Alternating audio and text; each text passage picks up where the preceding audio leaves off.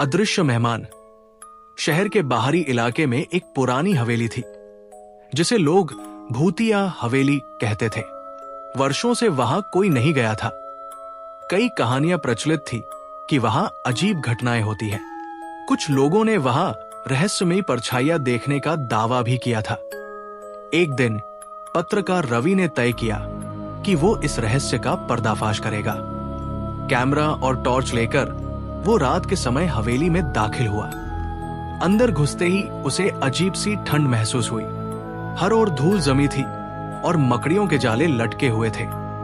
अचानक एक धीमी फुसफुसाहट सुनाई दी, चले जाओ, ये जगह तुम्हारे लिए नहीं है। रवि का दिल जोरों से धड़कने लगा, पर वो डरा नहीं। उसने अपनी टॉर्च घुमाई, पर कोई नजर नहीं आया। तभी एक खिड़की अपने आप खुल गई और तेज हवा चलने लगी।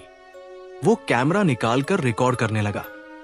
तभी उसकी नजर एक पुराने लकड़ी के संदूक पर पड़ी। संदूक खोलते ही उसमें एक पुरानी डायरी मिली।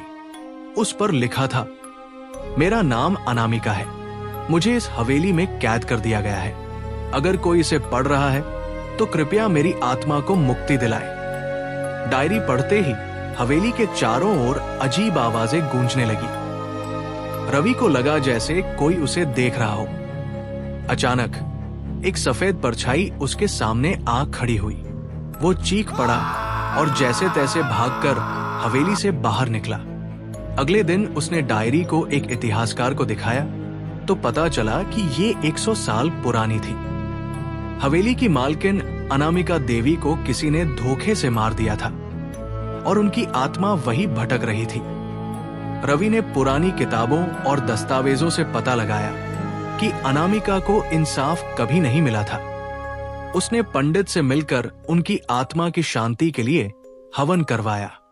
उसी रात हवेली से रोशनी निकली और एक हल्की सी हंसी की आवाज आई।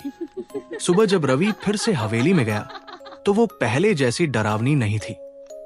ऐसा लग रहा था जैसे कोई रहस्य अब हमेशा के लिए खत्म हो गया हो।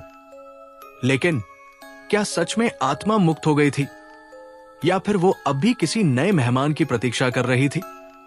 रहस्य अब भी बना हुआ था।